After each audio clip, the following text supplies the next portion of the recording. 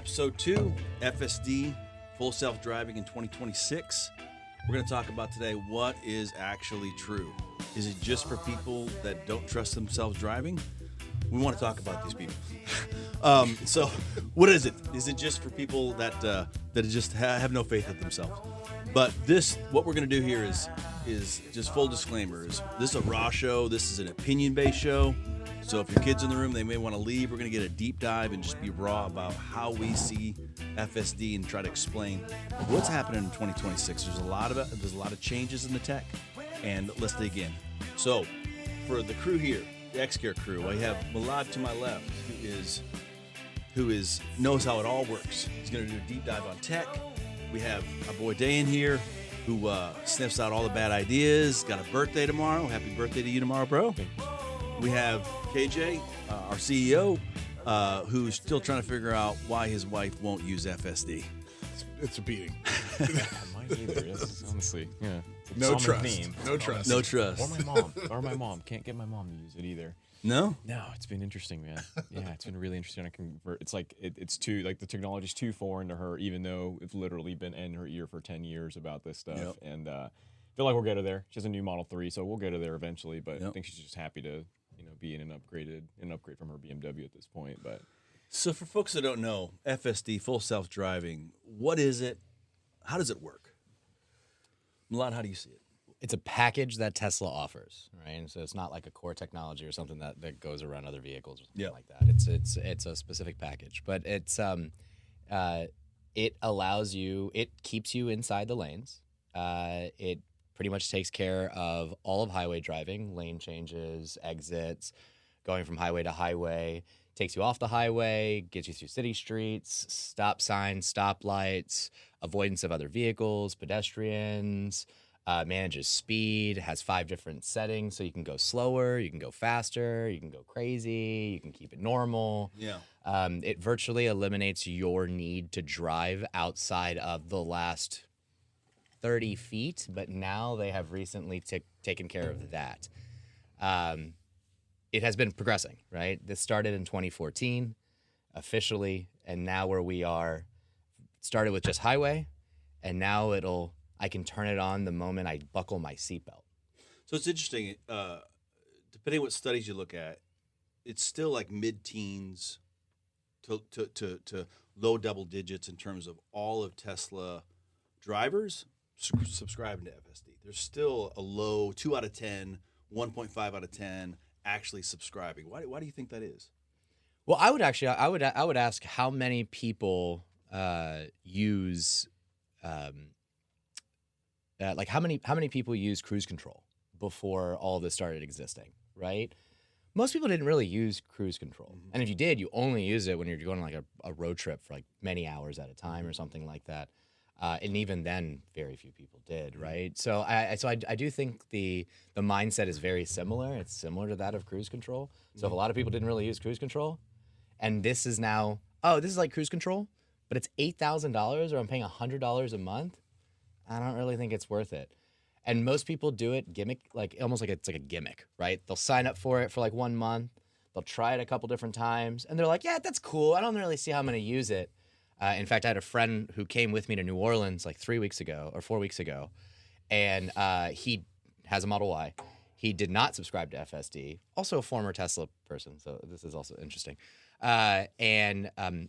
We drove my Cybertruck to New Orleans. That's 500 miles each way from Austin, right? So this is not a short distance. And after that road trip, he goes, I just kept staring at you, literally just sitting inside the car, end up playing trivia with Grok, right? Because you could play trivia with Grok. and it's like, and we were just hanging out inside the car while the car was just taking us all the way to where we need to go. Sure. And he goes, that sold me. I've never really seen it like that before. So you have to take it through the most extreme circumstances in order for you to understand the true value of it. So there's a trust issue, right? It's just, let's talk about the trust, like getting comfortable with like letting the car drive you, right? But what's interesting is there's, according to Tesla data, there's been a surge in Q3 and Q4 in terms of actual subscription uptick in the last year. What's the most recent? To your point, it's been out for 10 years. I mean, why do you think there's an actual uptick in like subscriptions? Well, part of it is that they're giving away, some of that. I mean, they're offering that to people that have vehicles that are capable. So they're already giving away that tech in hopes of bringing them in to subscribe to it eventually. Yep. But also the stability of it has improved significantly over the last year. I mean, there's FSD 14 or the 14.2 Yep. is out. So a lot of people were waiting for that update, and so I think just overall trust factor is increasing because more people are seeing it in its native form in nature. Yeah. Like it's actually out there and people are using it, and people are used to be like you'd see somebody on the buzzword was people are falling asleep. They'd had one video in California, some guy falling asleep on while the car was driving, and people just were like freaked out by that. Mm-hmm. Now it's like, okay, they're actually understanding what this technology does and how it affects them and their driving habits. And it's not so much about their how they use it. It's about how they reduce their fatigue and leveraging it that way rather than giving all of the control up to it. So they're starting to understand that is the correct way to approach it, is not to just sit there and expect it to do everything for you, but to leverage it when you want to. If you're in traffic and your leg is just sore from or aching from pressing on the accelerator and the brake, and relieving that stress of it, or just being somewhere where you feel like you've been going down this road so many times in your life that you feel comfortable enough to release some of that control to an autopilot scenario and let that and test it out. People are just figuring out that it has a little bit more substance to it than just setting it and walking away. Is autonomy though a gimmick? I mean, to your point, some people see it that way, but let's look into the future, especially the new drivers, that are coming of the age 16 to 20 to 30 that would be more open, I think, to autonomy. And you take a look at the fleet options and business leaning into that. I mean, when you look at the data, I think the data says there's one crash for every 6 to 7 million miles on FSD versus one crash every 700,000 miles with human driving. I mean, when you look at just data, and people are more analytical than they've ever been, they like to trust, be intelligent about what they do. When you look at that, there's no comparison. That's 9 times safer, or it's 9 times less safe if you're driving that car. So why do you think that in the past it's been new, but I think in the future, in 26, looking forward, that autonomy would be less of a gimmick, right? And actually seen as this is a smart way to drive. I mean, what's your perspective? Yeah. Yes, it's interesting. I think a big part of this is this weird idea that it's all or nothing. It either does everything I need it to do and take me from A to B without zero interventions, otherwise completely useless. There's obviously a middle ground there. I have 2 Teslas. One of them has FSD, the other one has enhanced autopilot. Even in the version that I don't have FSD on, I still find a lot of use for in just that version of autopilot for the lane keeping on highways on my way here as an example, right? I was literally at one point just sitting there cross-legged, staring off into the distance, eating pretzels, and literally it's felt like the future to me in the sense of oh wow, I'm in a pod, I'm traveling through space and time. There will be a point where I'll be able to pull out my laptop and actually get work done. We're not there yet, but I see that being paved out right now. We're almost there. We're almost there. We're close. We're really close. I don't. There's a disclaimer at the front of this, right? There's a big disclaimer at the front of this. You can't officially use your phone now in a lot of circumstances. So we're getting really close. We're getting really close. But I think I think of aviation a lot, man. I think why is it that people are so deathly afraid of getting on a plane? And it's the weird part of relinquishing control. Even when you think about it, I don't know how to fly a plane. Do you know how to fly a plane? No, these people went through a really grueling program to learn how to fly a plane. And what's more, they don't even really fly the plane. Thousands of hours to take off and land. Literally a computer that manages most of that experience. But when you start understanding the level of redundancies that are incorporated into it, the fact that a computer can calculate things way faster than we can, and then now you're going from 2 eyes and then your own senses to now you have 8 high definition cameras with 360 surround view. Let's describe what is the driving experience on FSD? I think let's crystallize that for people. What do you have to do? What are you able to do? What are you not able to do? We've talked about this before. You just talk about trivia. You talk about eating. Like, what is the experience? How does it change the whole lifestyle? So since 14.2 Yep. release, which is version 14.2, there's a little metric inside the car that tells you what percentage. I was just showing Dan this last night. The percentage of FSD since version 14.2.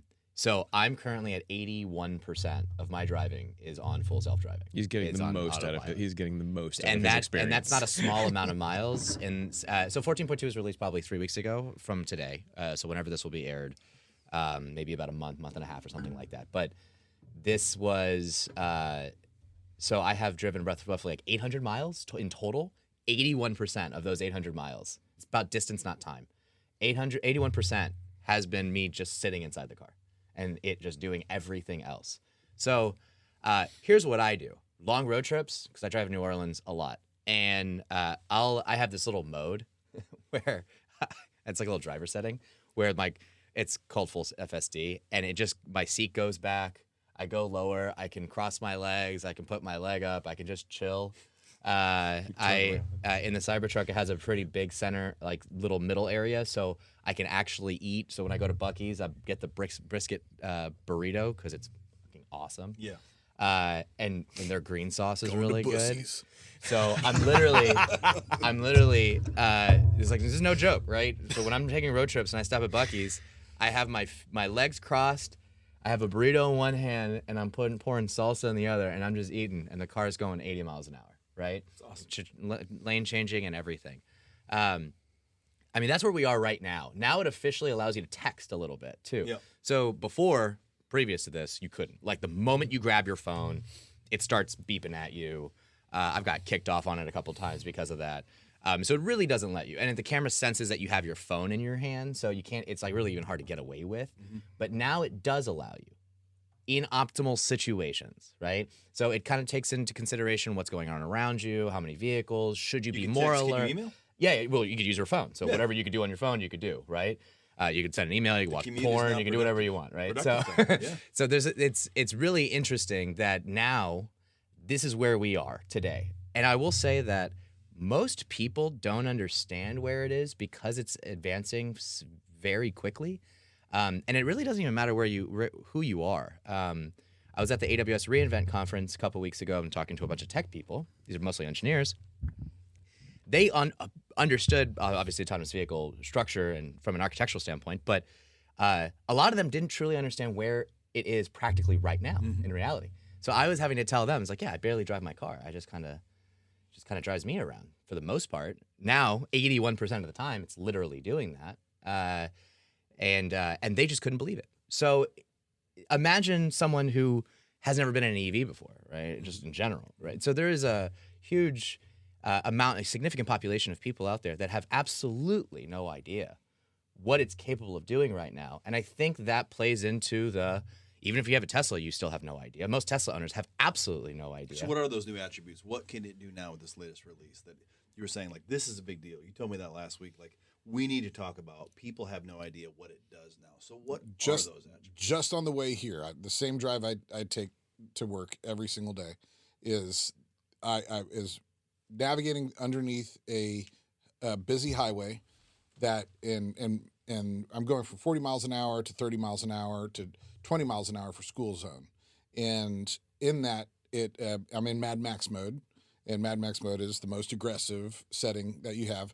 And it is, you have slow traffic, fast traffic. Sometimes fast traffic is in the slow lane, which is, you see that.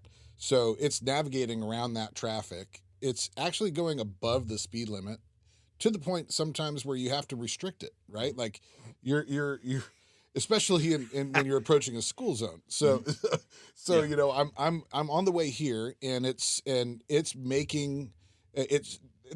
a light that is right before the highway underpass, and there's another light that goes to let you through that, and so it's hesitating to the point to where it's letting that light. It knows the timing of that light.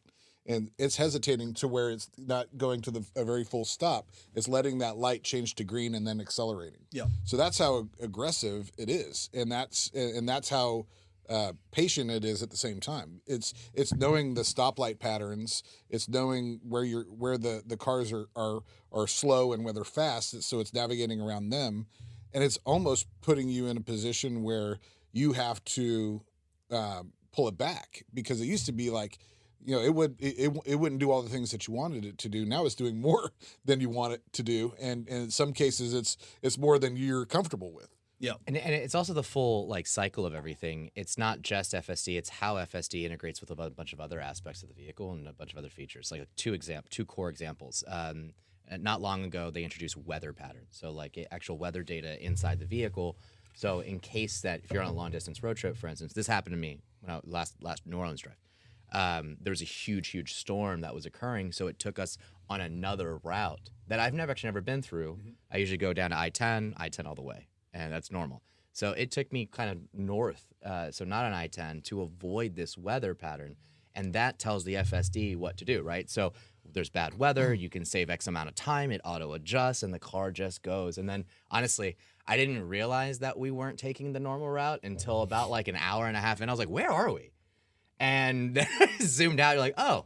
So that's real-time AI intelligence that's being what fed it's into doing. your car, re-navigating for the safest route for you and your family. And the most recent thing that I just discovered, literally last night, is Grok is now integrated with the actual vehicle firmware. So you can enable Grok and say, hey, are there any restaurants nearby that we can grab some food or something like that? And it'll immediately pop up on the screen on the navigation, and they're like, do you want to navigate to what type of restaurant? And now you're talking to almost like an actual AI, but then it acts, right? Now it's creating action on, let's navigate you there, so on and so forth. So previously it didn't do that. It was just kind of standalone as an AI model, and now it's actually integrated with the vehicle. What's crazy about that is before in microtransit, there was a company that we worked with that had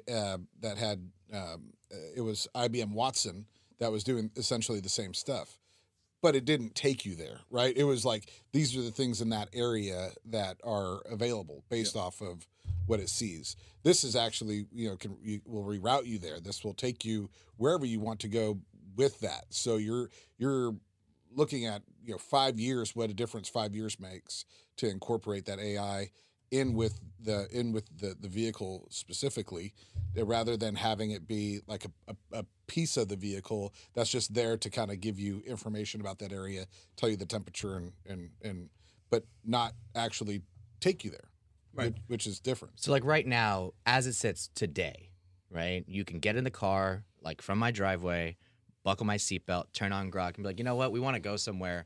We're trying to go eat and drink. We're thinking between Italian, Mexican, maybe Japanese food, and we want to be in downtown Austin. And then it will now start communicating with you. Okay, well, there's a couple different spots. I want my price limit to be no more than $30 a person without drinks. Yeah. Okay, and then and then now it's literally acting, and now the car is driving you, right? So that experience, people engage with AI more and more every day, right? They're communicating, they're having conversations, thinking through life's problems through Gemini, through Grok, transitioning that just like from a phone to the car. Those are the events that when we talk about over the shoulder in the past, we think adoption wasn't as high. Those events, that lifestyle change and just engaging with AI is going to drive that behavior. Also, you think that with Waymo, we were talking about Austin, we talking about Robotaxi, when you think that these lifestyle changes, those events where they're comfortable getting in a car, the car is driving them, taking them back and forth from A to B, that they would adopt that for themselves. And autonomy, you think it's going up, staying the same, or going down over the next year or two? Do you see it go up? Going up. I think. Yeah, lifestyles. That is different. I think it's a turning of a page once you agree in 26 and 27 and 28 that you really can't compare in 25 and 24 and 20. I'm no longer AI and the engagement in 24. I'm no longer thinking about teaching my daughter how to drive a car. I'm thinking about how to teach my daughter how to drive a car autonomously. So it's not just, back in the day, it was everybody stick shift, learn how to drive with a stick shift and graduate from there. The car is the new stick shift. Car without autonomy is the new stick shift. And so when I'm looking at, she turns 16 in 2 years, I'm going from teaching her to drive on a golf cart to just to protect the neighbors, and then I'm going from that to a car that without FSD, using FSD, and then I'm showing her how to use FSD. Well, look at the lifestyle. I've heard this for the past 10 years. My son's 16, and it's like we couldn't wait. My age group, I'm 50. We couldn't wait. The day you turned 16, all you dreamed about at 14, we're all the same way. I can't wait to get my driver's license and drive. 16 turns for a lot of my friends and their kids, and they're 18, 19, 17, and they're like, they're not interested in driving. No. And so that whole just sense of freedom. generational, that driving, that sense of freedom, autonomy is the future. Now, I mean, kids are doing Uber Teen now, and that's crazy in and of itself, right? Like that's trusting a stranger versus the actual tech that's Right. AI regulated for safety. You have a whole new variable with Uber Teen, but Yeah. that driver's been background checked. They're safe. They're safe, Yeah. so we think. So we think. Yeah, but really with FSD, like I feel way more comfortable letting my daughter drive at 16 around an expanded area with FSD, because I know if something happens, she can always press a button and type in the navigation where she wants to go, Yep. and it'll get there, and she won't get lost, or she won't get in a place where she doesn't know how to navigate a scenario. There's so many in Texas. There's so many highways and on ramps and off ramps that to stress out a kid that's just learning how to drive and surrounded by people that are absolutely going batshit crazy on the roads. We have to talk about that because the driving, forgive me if I interrupt you, but the driving, to your point about the actual other drivers. Now, we're not just talking about the car. We're talking about the cell phone and our drivers worse today than they were. I mean, looking at crash data in terms of how many crashes per miles drive on human is no matter how you look at it, it's increasing in terms of the amount of crashes because people are not as engaged in their driving. They're super comfortable being engaged on their cell phone while they're driving, but they're not comfortable with the car. The intelligence is there with and their patience is thinner. Like that's the other thing is people, because of instant gratification, they feel like their patience is paramount over their safety, and that is really challenging when you're talking about navigating a strip of 20 miles on a highway. In Texas, you're 80 miles an hour is the new 60. Yep. And so if you're not going 85, then you're unsafe. Then people are flashing their lights, honking their horns, trying to navigate around you, flip you off, whatever. And then on top of that, you have people that are using their phones at the same time. You have people that are driving erratically, people that have just moved here or moved somewhere else that don't know the area, that are making really bad decisions. And the only thing that can really universalize is that even a word, universalize? It is now. Good word. I just made it. I think I just made it. Yeah. Trademark that. I don't know. I like it. Trademark. Yeah. But anyhow, anything that can make this more stable is by adopting something like FSD that brings us into a little bit more defensive and guarded, fenced issue type of experience. What were you going to say, Bo?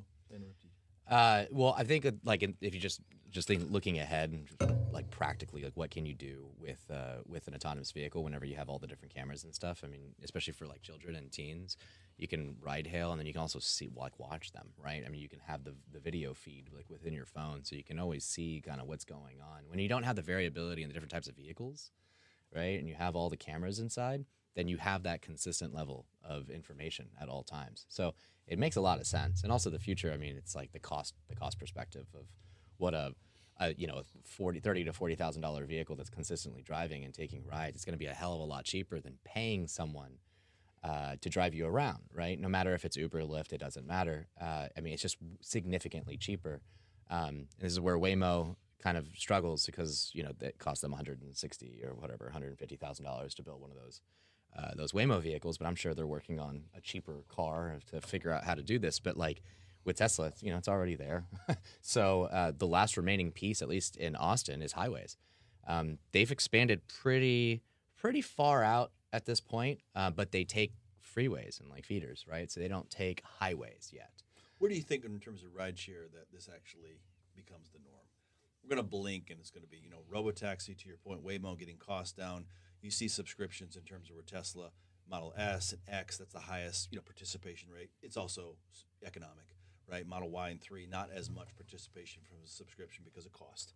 So, but where do you think like that becomes the norm in terms of the time? You think in 26 we're going to see just introductions of cities? We were talking about Austin and Waymo's really kind of spearheading that. That's going to happen. Like when a city gets taken over, Atlanta, Miami, Dallas, Austin, LA, is that in 26 or is that in 27? It's I mean, happening. It's happening right now. It's happening right but there's also the resistance of it too, right? Like you've got people that are showing it in pretty extreme scenarios where that are not wanting it to happen, and so they're putting out fake people in front of the roads and trying to get the cars to hit them, and they're showing all the kind of corner cases for why it shouldn't happen, rather than celebrating the technology and putting guardrails on it, but allowing for it to kind of expand to naturally. So, Dallas just became one of those cities that's piloting for both Waymo and Robotaxi, because downtown Dallas is all the construction is fairly complete for the most part. That'll be a very good test case. For today, right? For today, yeah. Until the stars move and the Mavs have to build a new stadium, and so but right now it's like you're going to be able to navigate around Dallas fairly easily because of the way that the streets are mapped. It's some of these crazier metro areas that don't have as good enough streets, or a lot of construction, a lot of new construction, things that are really challenging to navigate. That combined with the rural areas that they're freaking out parents on what this could possibly do with their kids at a crosswalk, or there's just a lot of negative polarity when it comes to this because it's so new. Just like Mo said with Cruise, it was like that. There was a lot of hesitancy to use that tech back then too, because you didn't know what it was. Let's talk about that real quick. That cruise control, like that idea, right? Just in terms of like safe on highways, high speeds, set the cruise. But is FSD just for the highway? Can Absolutely it navigate not. through, to your point, construction, complicated downtown areas, lots of walking traffic? Where it stands, I don't know of any circumstance where it can't handle it. There it is. So I mean, right now, in my personal opinion and my use case, it's end to end. Is that exclusive to Tesla? Let's talk about some of the other manufacturers. Yeah, 100%. That's just exclusive. There's no one else. Yeah, this has been a big topic of discussion for a long time with us, because I think what people failed to realize is Tesla had a 10-year head start in a sense of starting to collect the data.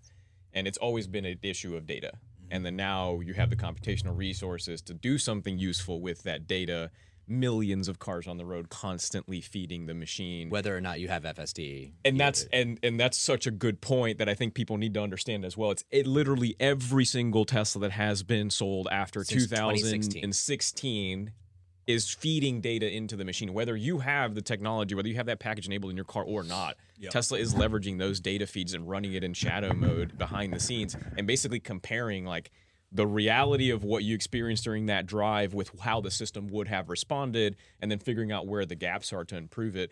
There's also, and if y'all haven't seen this, I mean, Tesla's done this a lot during their Autopilot showcase to developers, where they show you the extent to which they're simulating real-world scenarios. They're using massive computational power to, like, it's almost indistinguishable from reality. It's such a weird thing to think about, because you start realizing, like, holy crap, like simulating a universe will probably become an option here, not too distant future. But they're literally simulating all of these different scenarios as well. So they are trying to figure out, they're trying to solve the 99.99. They're trying to solve that trailing 9 problem, which again is the issue in my mind of the marketing around full self-driving and all the hoopla that has caused in the marketplace, because I feel like it has really, it's kept the technology from being adopted in a way that it should, when in my mind it's like, this is a moral imperative. Y'all, if we're still have 30,000 people dying every year because they're getting into car accidents, how offloading that to a supercomputer that is literally only tasked with doing this one thing, which is driving and keeping you safe while driving, while you have a million other things going on in your mind, distracted by your phone,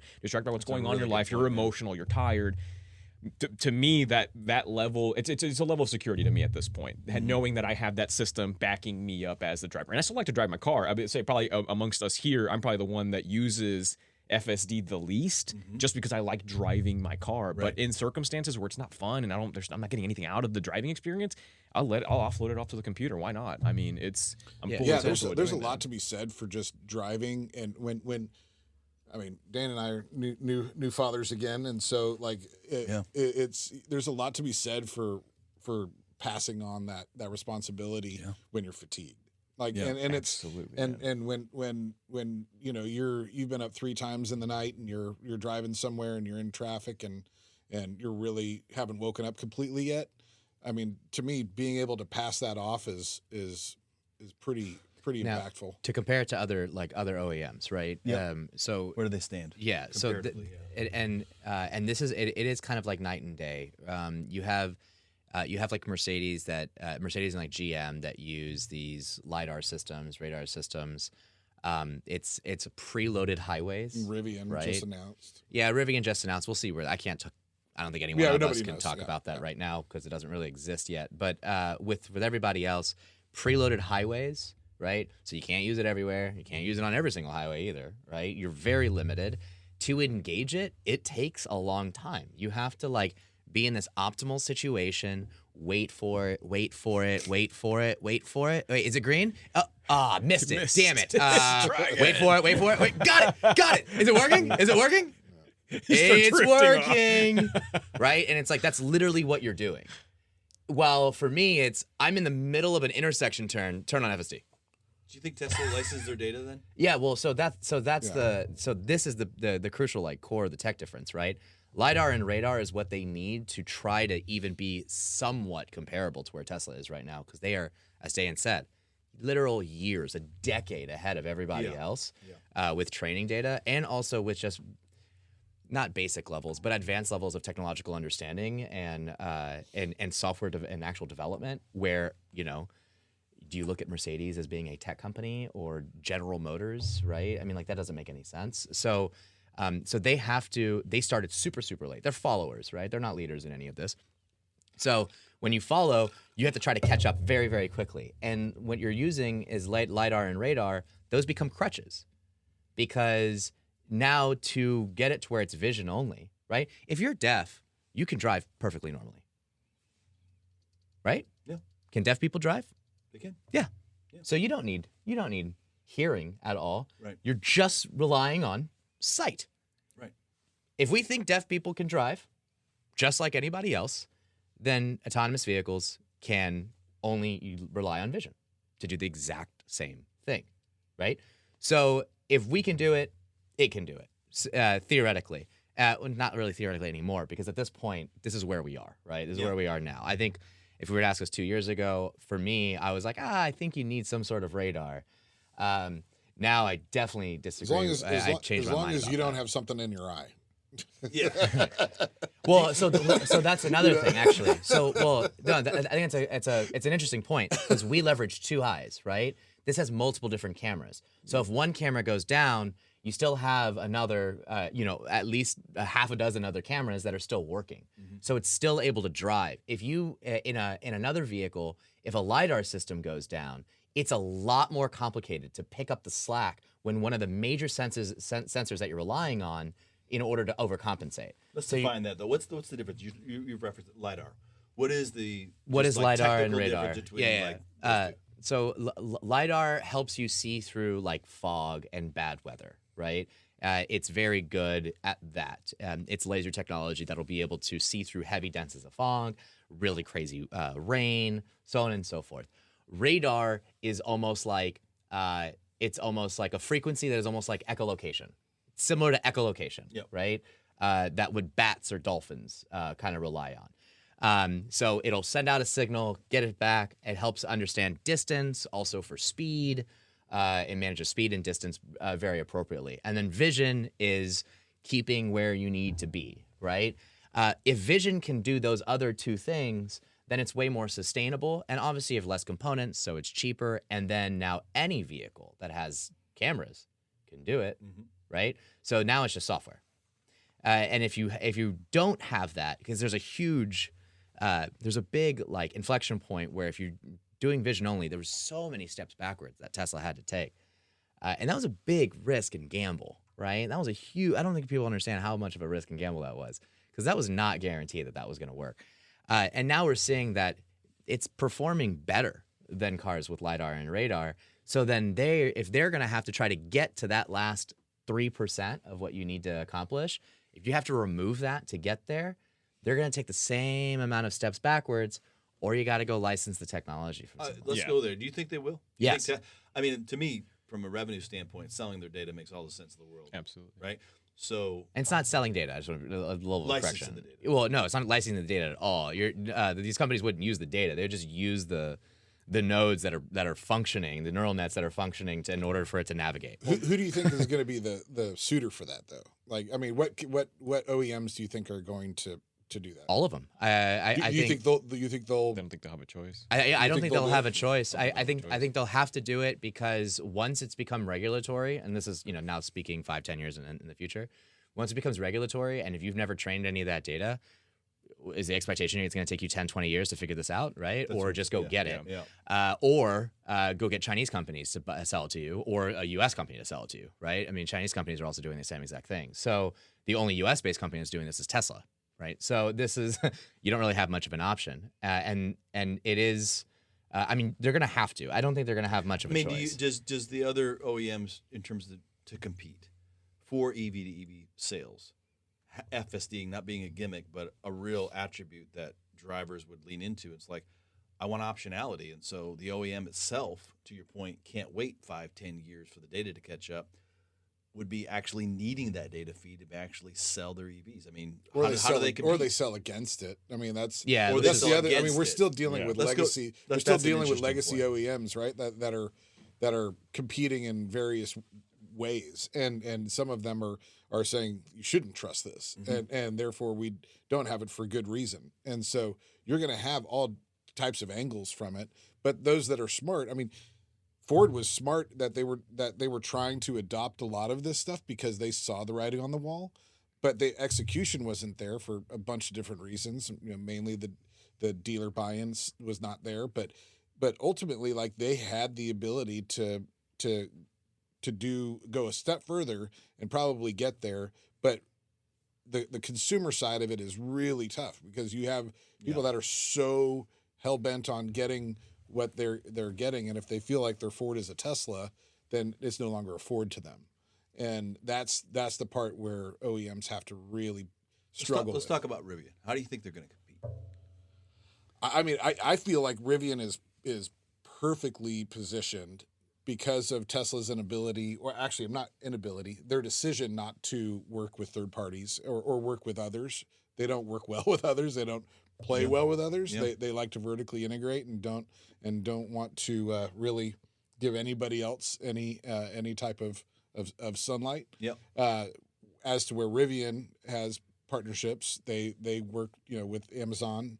I see Rivian potentially, if they can make some headway on their equivalent, which is not an equivalent, we don't even know what it is yet.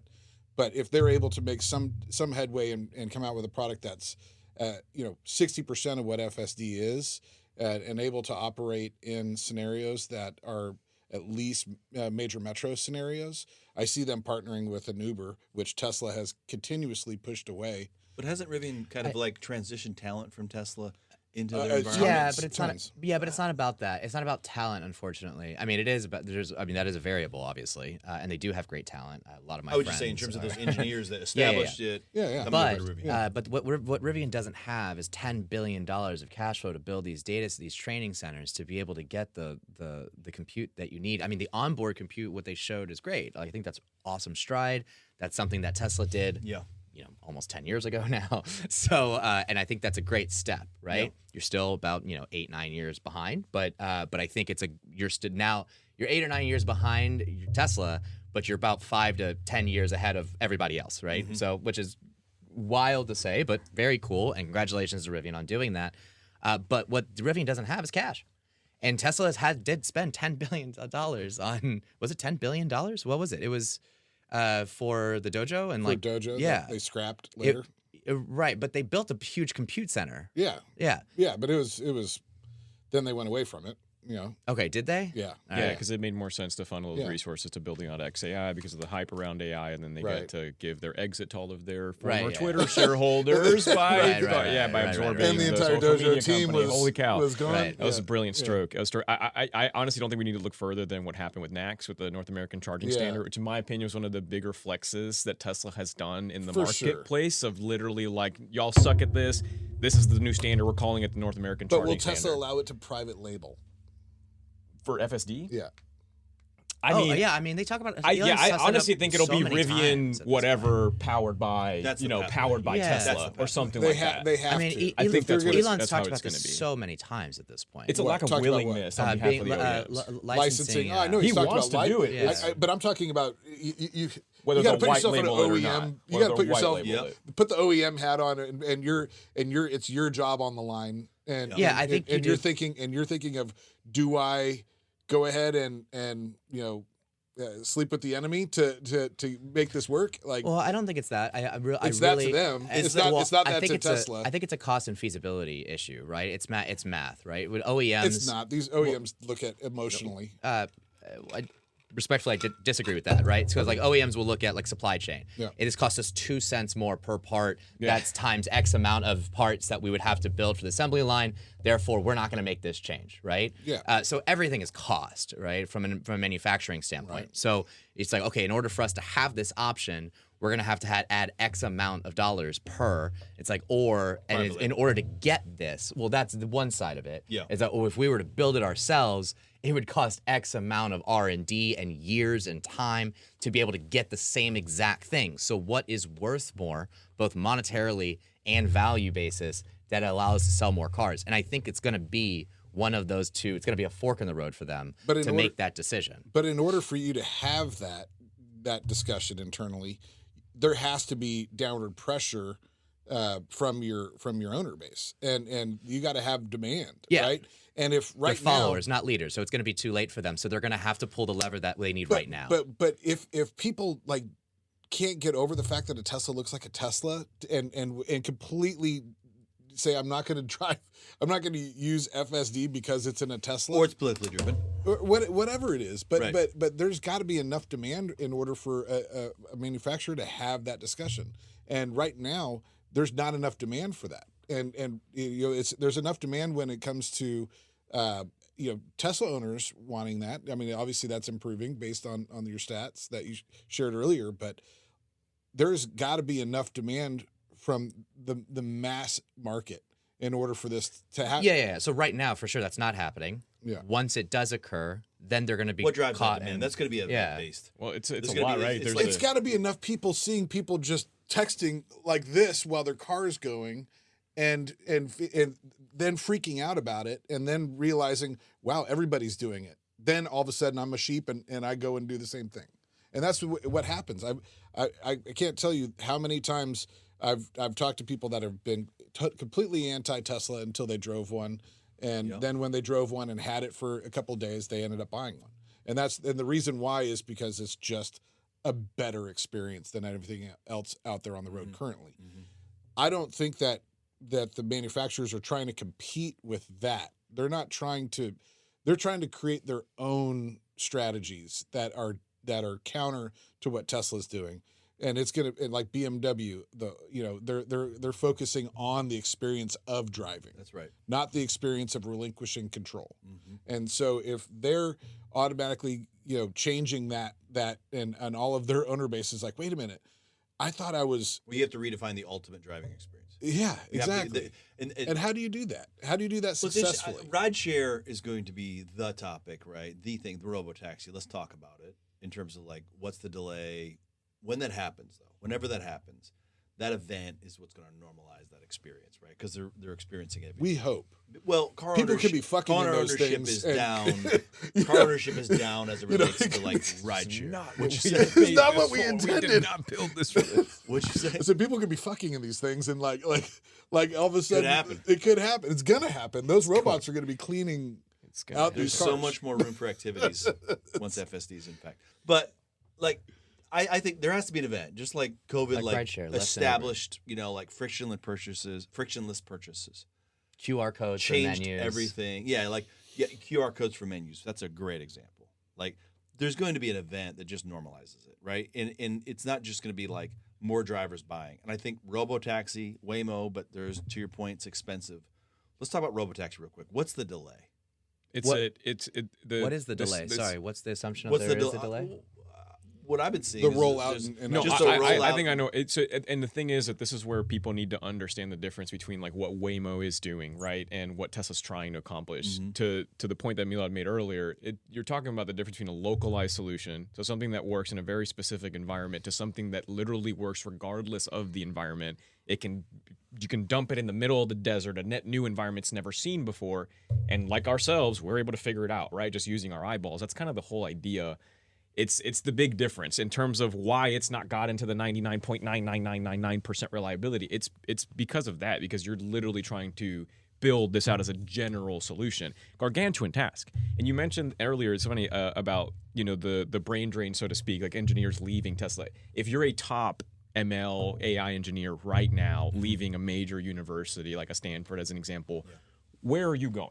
Where is the problem that you want to go and actually help solve? And for most people, it's this gargantuan task of figuring out full self-driving. Again, because it's a moral imperative, man. I mean, I think we can all agree, if we can cut down the number of fatalities in vehicles by any measure, we need to do that. And I think this is where people, like, it becomes dangerous to have all this weird misinformation circulating around it that's preventing the adoption of the technology because of the safety component. I think I don't know. I think we're doing a disservice to ourselves. Do you think that it's the fact that Tesla's self-published and it's like there's no independent, like really third-party study that's released this crash data other than Tesla? Now they own it, so they're the ones that, but allowing an independent third-party study to actually be done on Tesla so they can actually trust that, like we said earlier, I mean, that's an amazing piece of data. It's hard to do. One right? crash for every 7 million miles versus one crash for every 700,000 miles. Yeah. To your point about a moral obligation, if it's just data and it's purely safety. Well, how would a third party go about that, right? Without having access to internal data sources, right? I mean, because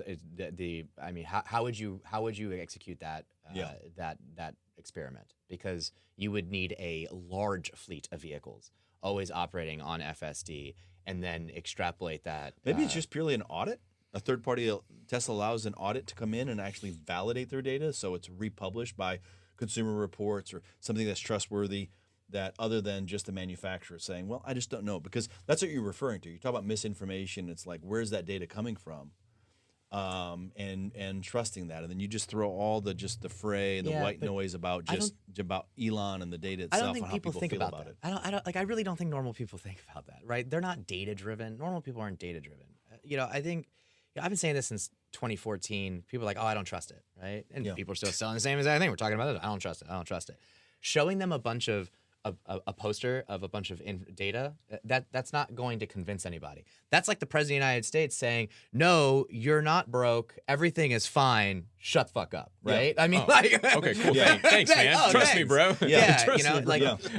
No one immediately like, oh, okay, I immediately have money now, right? That's not what happens. So in reality, people are very much more personalized, individualized. What have I seen and felt with my own two eyes and ears? And Tactile. Right. So, ever since the beginning, people always tell me I don't trust it. And it's like, and my response has always been, you're not supposed to. You're not supposed to immediately trust this. If you do, trust but verify. I feel like you're kind of crazy, to be honest with you. And maybe you're like an adrenaline junkie and you're the type of person that likes to go bungee jumping and skydiving. And like, that's cool. But most people don't do that, right? So most people, it's like you're not supposed to trust it. You're supposed to start using it in small micro ways, and then you start realizing, why shouldn't I trust this? Because as I'm using it, I don't care what for me, I'm not driving 1 million miles. Why would that stat have any effect on me, right? That doesn't make any sense. I'm driving 15,000 miles a year. So how does this affect me and my circumstance? Well, I use it every single day, now officially 81% of my time while inside that vehicle. Why wouldn't I trust it? Yeah. Right? In the off chances, which happens maybe once a month at this point, which is like, okay, I have to take over if something happens. That's the only circumstance. And at no point have I ever been in a situation where something dangerous almost happened, right? So let's take it that's a really good point. Let's take it to a real life experience. Literally what we referenced at the beginning.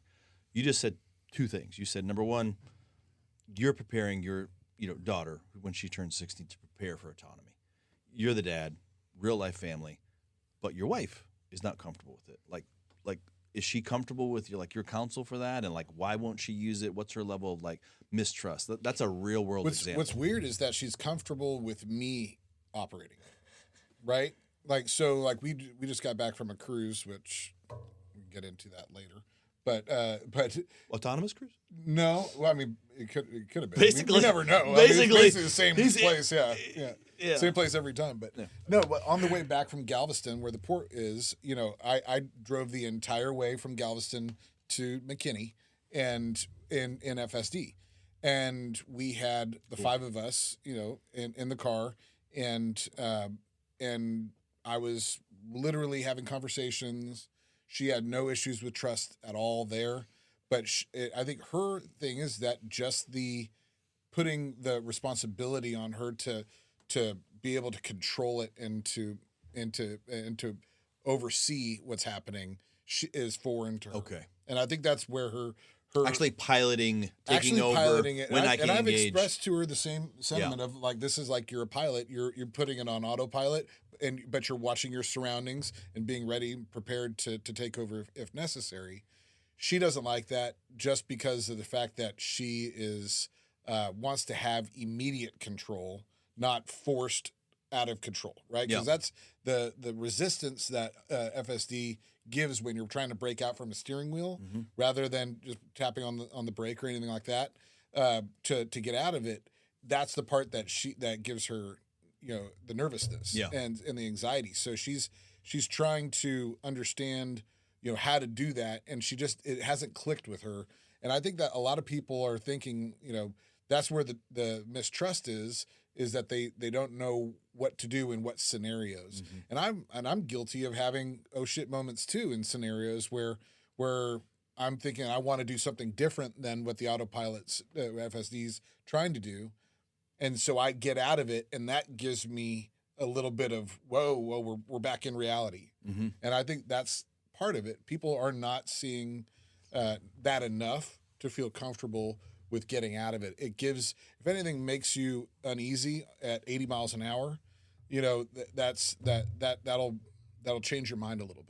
There's a small tip. I don't do that ever. I don't. I know what you're describing. I don't do that. I literally just press the button. But I'm saying most people don't.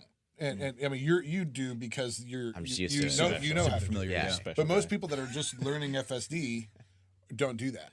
And to be honest, when you're about to miss an exit, and that it's a shorter distance to go this exit versus the next one, but FSD's taking you to the next one, and you're pressing that button is I press it probably 50% of the time. The rest of the time I'm just yanking the steering wheel to get over that exit. I wanted to say that for anybody out there who hasn't tried it, if you want to really assess how shitty of a driver you actually are, go through what KJ just did and realize how hard it is for you to actually stay centered in the lane where that car was. Yeah. It literally hits dead center on the road every freaking time, man. Yeah. I can't do that. I've been driving unless it's windy. It'll push you off if it's windy. This is true, but it compensates for that too, right? Does Even in the wind, it does compensate for that, which is so interesting to me. But I mean, that to me, if you need a clear-cut example of the difference in how accurate it is versus even you, that hey, driving in a straight line, that's like driving 101, driving the straight line, staying in the lanes.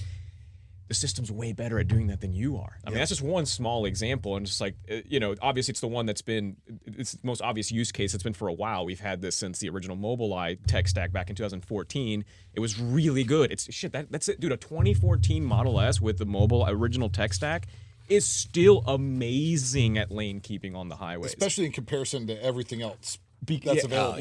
Right. That's a testament to Tesla. You want to talk about OEM competition? Compare a 2014 Model S to whatever the next closest OEM has. Yeah, there you go. And then there you go. That tells you kind of everything. To a brand new Subaru know. with the tech package, with with all that, it's still better. Right. That's insanity, man. Yeah, and to think of all the step backwards that Tesla has had to take just to do the thing that's scalable. Right. I mean, dissolving the partnership with Mobileye, having to rewrite the entire tech stack. Yeah. Using off-the-shelf cameras. That's the other thing we talk about OEM adoption and licensing. LiDAR, these are LiDAR, radar, that's expensive technology. Now you need to figure out how to integrate that into your manufacturing process versus I can just freaking grab an off-the-shelf camera. These things aren't fancy. They're just not fancy they're not stuff. fancy. They're cheap cameras. And it's just all about the data and how it's processed and being fed back into the system. So, I mean, I think it's an... We got a 2023 Model X, and this is right when Tesla was going through all those changes. And we didn't have, like, even sensors, right? So we couldn't even determine where we were parking for a little bit in a 2023 Model X. So if you can imagine how that would bring a little bit of probably consumer, a lot of people didn't adopt those vehicles right then because they weren't able to do what they're able to do now. But Tesla quickly made up for it, and once they gave these software updates, and now these cars are essentially parking themselves, no problem. You can creep up within an inch or two of your garage if you need to get closer to charge. Yep. There's all these things that through software updates you can now do to where you couldn't originally because Tesla was taking a leap forward. Yeah, it is a lot better now than it was previously. It really sucked for a while. Yeah. I would actually argue really bad. I would argue it was too long. To be honest, It was like 3 years. We were It was about 3 years. almost 7 months in a brand new 23 Model X before we were able to get to a point to where we were comfortable with parking in front of a garage. The proximity sensors through vision without the ultrasonic sensors. That took about 3 years to get back to where, maybe 4 years to get to where it was. Yeah. I didn't even use it. My Model X has, I have a refresh Model X, but it was like the last run that had the ultrasonics. I have the vision turned off for proximity because it was so shitty. This is what I wanted to say and ask y'all too. It's like, this is kind of the double-edged sword of calling it full self-driving. There's a very interesting like psychological play there with trying to normalize it as full self-driving, but then holy shit, this thing doesn't even know the wall's in front of me, or it's trying to automatically put me in drive. Well, that's why it's when called I have FSD now, by the way, which Yeah, is not right. an acronym. Right.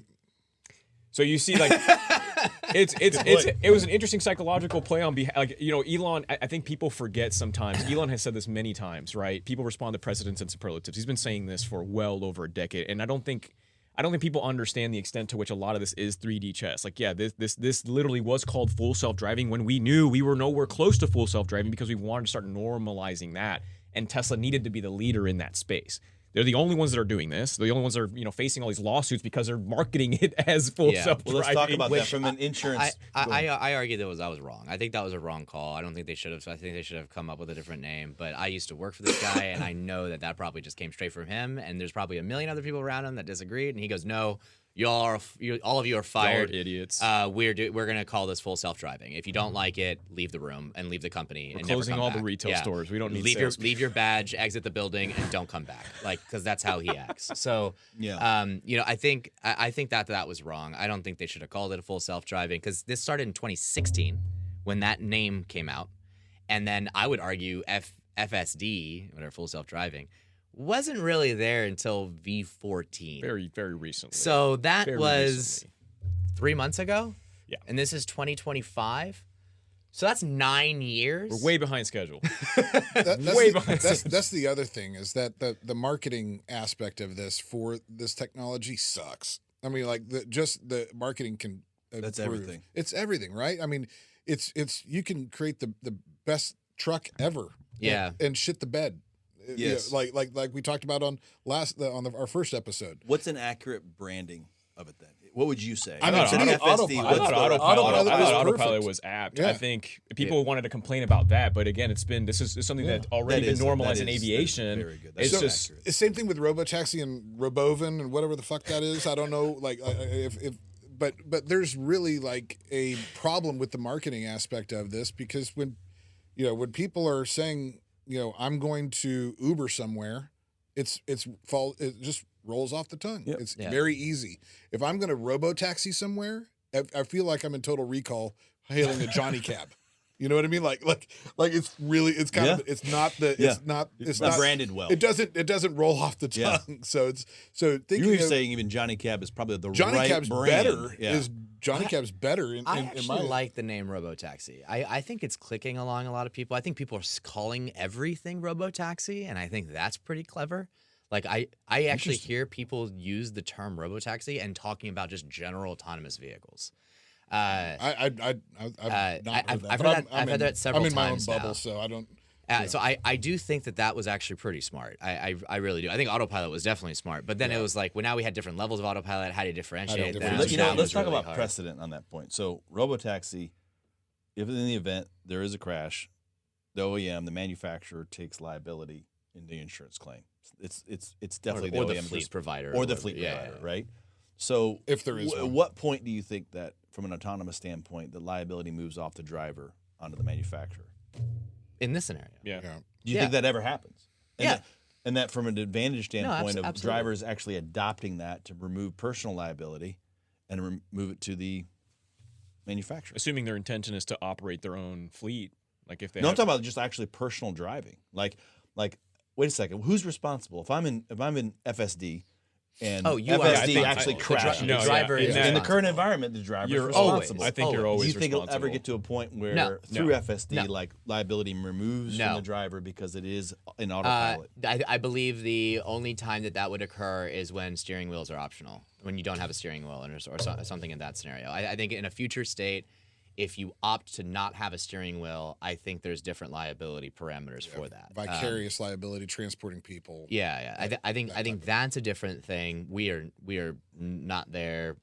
Probably at least another decade. I would think, right from a regulatory and also just technological perspective. Also, how is insurance part of that? Like there's a big solution for that. Do But you think robotaxi normalizes? Is that my point? It's like, hey, I mean, I was in an these are autonomous steps. vehicle. It's There's steps. steps, It's right? it's steps to get there. I mean, like even like right now, if a Waymo gets into a car accident, I mean, there are instances, right? There are situations that this occurs, obviously. Sure. So in an event when that happens, I mean, they're liable for it, right? If it occurs. Well, if It's like an Airbnb. But they're the owner same thing. operators of the They- vehicle. they right? are the That's big owner-operators. distinction. Everybody's They got own and insurance. operate It's the like cars. you're almost triple covered at some point. You know, Yeah. you have the manufacturer of the vehicle. That's if it's on their platform, that's covered. You have the whatever platform, if they're using their platform or somebody else's, that's covered. And then there's a policy specific to the rider. And that's where Tesla having access to the data and then having an insurance arm comes into play because Yeah. they're probably going to be the most effective at underwriting these policies for a lot of the fleet owners. And so you'll probably see, I think you'll see the landscape change there. That's a little another bit. question I have is there ever is this going to wind up in the hands of fleet operators or is it going to be Tesla? no, I think it'll be it has fleet to. operators. I think it has to. No, man. I think it'll be fleet operators, and then they'll just be But like, at what point are you competing with Tesla? well, you're not. You're just increasing the fleet pool, right? So You're saying you Tesla would bring in their own fleet. Right, because I mean, Tesla Management. does that. I mean, Tesla is like will. I mean, we talked about it earlier with the collision centers. Like they will build you up to where just- you're to to just just cut bend your you legs over out, just cut your legs out backwards. from under you. So at what point does this become you're holding the bag of you have 100 vehicles that Tesla's undercutting you on? And that's the major concern when it comes to operating a fleet of robo taxis or whatever they end up, cyber cabs, whatever they end up calling it long term. But at what point does Tesla not just do this themselves because they're going to do that, and growing their fleet of vehicles that are able to be on that platform no longer is advantageous to them. Well, I think they will. Well, they are doing it themselves first, right? Obviously, that's first and foremost. That's already occurring. But so I think the question is, are they going to allow fleet operators to also do the same thing? I think the question is, are they going to screw over fleet operators? Yes. He's saying like help build up fleet Yes, that is operators the across the question. board, only then to come in and be like, well, fuck you guys, we're We going to don't need undercut everybody any with more our own we don't need fleet. any more vehicles on the platform, so we are no longer Well, I think they allowing can you, control that, Mr. yeah. Customer, to have your car on our platform. So enjoy. Or if you do, you can compete against us. or you and can we're gonna compete against undercut us, and we're you. going to undercut you. So or it's enjoy. based on. I mean, Enjoy or your car, by the way. or that it's based Thanks for being on. a loyal Thanks for being a loyal customer. Or it's based on geography, right? We have to just change the routes. It can't go here. It's on here. It's a heat map structure. Or it is, why not allow other people to have it? Because that means you own less, and then you're taking licensing fees. You're also selling the vehicle, so you're getting an upfront cost. Well, just talking financially, you get the upfront cash, and then you have licensing on a per ride basis in order to use the tech and the infrastructure. Right? I mean, it's people aren't. I don't see a situation where people are going to be buying these fleet operators buying a fleet and then self-managing, not using the Tesla system. Yeah. Right? They have to use the Tesla system, so they're always They're going to playing a get plat- it's a referred. platform. It's Yeah, a they're playing platform. a- It's a they're playing a- platform. I get but that. in a situation where, like maybe the demand starts decreasing, they'll probably allow it for like a small amount of people, because based on demand, right? We have X amount of people that are signed up, X amount of people that are ride hailing. We need X amount more vehicles. Let's see if we can get third parties out there, especially if there are more remote areas and people that can manage them. And if demand starts dying, you can just start segmenting where they go. Yeah, but you can't tell me that if Tesla all of a sudden gets hammered with lease returns and they're sitting really thick in inventory, that they have the ability to go and put those cars out on the streets, and that they're not going to do that. And that's going to No, they are, yeah. But that's going to dilute everybody else that is on that platform, and that's what we're talking about, is cutting the legs out from the. I mean, I think there's more geography. I mean, dude, I'm saying there's geography at play. So I mean, there's more. Yeah, land but the heat map that- ends up growing into a virus, right? Yeah, and- you know, that's what ends up happening. And the Is- use cases beyond ride hailing, too, right? Because it's not just about ride hailing; it's about just what do you Oh, typically you have use livery, fleets for now? delivery. Yeah, you have delivery all of all these goods, applications. right? You have a Exactly. ton of applications. I'm not saying Food that delivery. there's not a whole lot of opportunity there, but I just think as somebody that's going to invest into buying cars specifically to operate on Tesla's platform, there has to be some real concern about Tesla coming in and just taking you completely out of your market. So don't quit your day job is what I'm saying. Yeah. If you're going to do this as a hobby. Don't do it as a business, because Tesla will come out and out from and pull the rug right out from under you. Yep. That's just a fact. Yep. I don't see it as because historically they've done that. Mm-hmm. They do have a bad track record. of Yeah, that, they do have a I bad know, track record of admittedly- that, for sure. admittedly, But we are talking about something that we don't even know what that fleet structure would look like. Are you limited to where they are not expanding to? What is the terms behind that? I mean, obviously, like all of that are really crucial variables. What I do know is Elon hasn't mentioned creating your own fleet since he talked about having a 30% that definitely got fleet quiet, platform, yeah, right? So he hasn't mentioned it once. that for sure got more quiet. So I think that says a lot. Yeah, and I mean, to be frank, I mean, there are no fleet operators doing this, so it's not like he's stripping someone under. No, from but they're Nissan fleet because- operators doing Turo right now, and Yeah, they- that's a totally different thing. It's totally different, Yeah, of course. that's not the same. It's not the same, but the goal was, with some of these Turo operators, that once FSD was available, that they were going to treat these like rolling ATMs, and that was what was pitched to them early on. Yeah, I don't think anyone's banking on that, but I think. I mean, there are very that- few. that- They're very few. I think for those that are thinking that way, that's that's like a jackpot scenario. I don't think I'm not gonna succeed unless this happens. I don't think anyone's banking on that. I mean, back in the hypothetical day, there was. I mean, there was a lot of people thinking, oh, you can own a fleet of Teslas and manage them and have them on this platform to have a business. And so that's really, as fleet managers, that's what people do. Like, I mean, they're thinking of it as. Yeah, it could be one day, when, who knows when that could be. I mean, like, there's just. But that's the thing that's not established, and the majority of the companies that go out there with the mentality of establishing a fleet of vehicles that are for use have that architecture already in place. And so if you don't have that and you're being really vague about your approach, then that doesn't really give a whole lot of desire to buy into that, knowing that you're in a really risky investment. And I feel like that's, if Tesla's trying to accomplish having more vehicles on the road, they have to decide whether or not they want to use their existing drivers and the existing vehicles that they've already sold to do that, or they're going to fund this 100% themselves and do it themselves and not take this wayfish approach of, I'm going to do this. I'm going to help you get me there, just like I've asked early adopters to do it since day one. And then when it's at the point of the inflection point, I'm going to come in and just undercut you. It could also be a legal thing. There could be states that say, well, a manufacturer can't own and operate their own robotaxi fleet or their own autonomous vehicle fleet, right? The same way that dealer laws exist in a lot of different states, where a manufacturer can't sell a car on their own to an end consumer, right? I could see certain states making state laws mandating that an OEM is not able to manage their own autonomous vehicle fleet. I got you. Yeah. The same exact way as yeah. OEMs aren't legally allowed to sell vehicles to consumers in a lot of, especially like red from states. a monopoly perspective or from just a regulatory perspective. Regulatory. Yeah. I agree with that.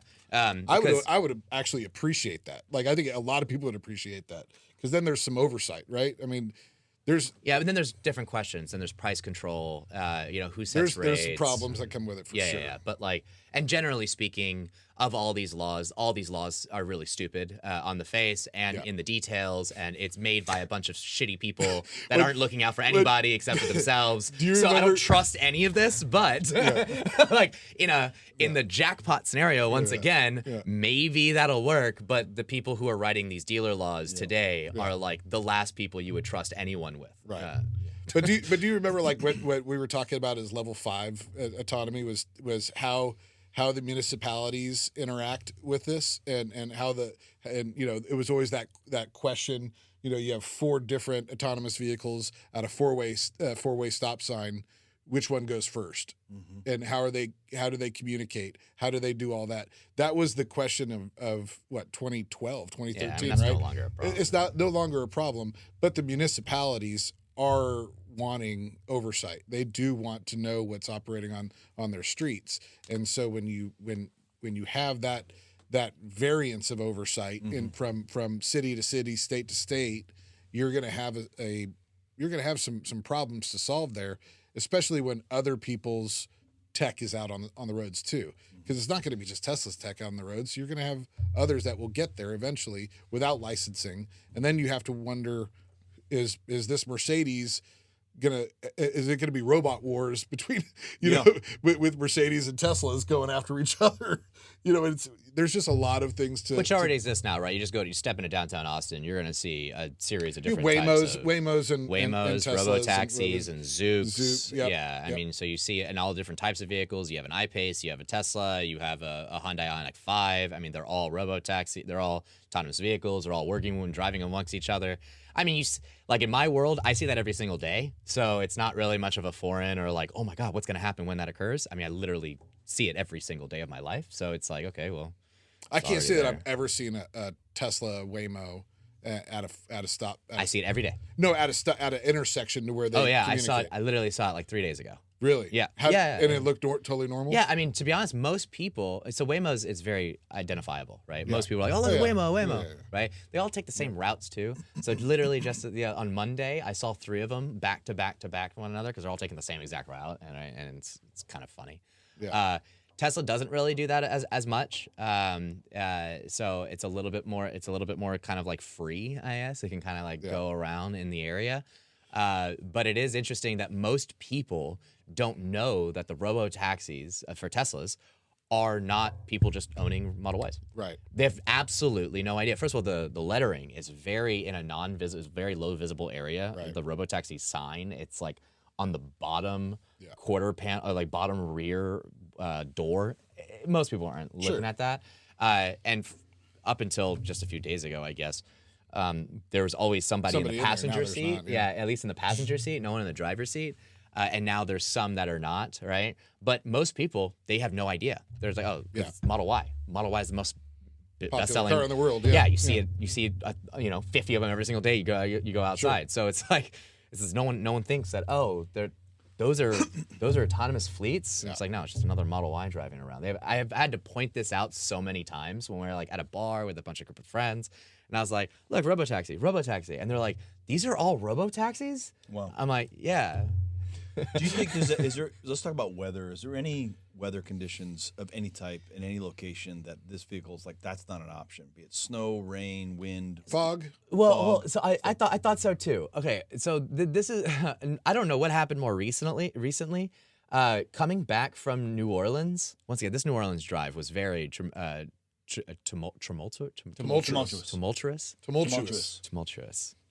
Whatever. It was very universalism. Scary. Crazy. It was very universalizing. It was definitely very wild. It was wild because the weather on the way there was absolutely insane. Right? We thought we were going to see like tornadoes and stuff like that. Sky was completely dark in the middle of the day. thunderstorms, crazy amounts of rain. I mean, we couldn't see anything. It was wild. Now, previously, especially when it switched over to vision only, the car sucked at bad weather. Like, it was terrible. Dense fog, couldn't really see. Absolutely terrible. I was fully prepared to start driving again. At no point did I have to take over at all. But that's interesting. Well, hold on. And then on the way back, the fog.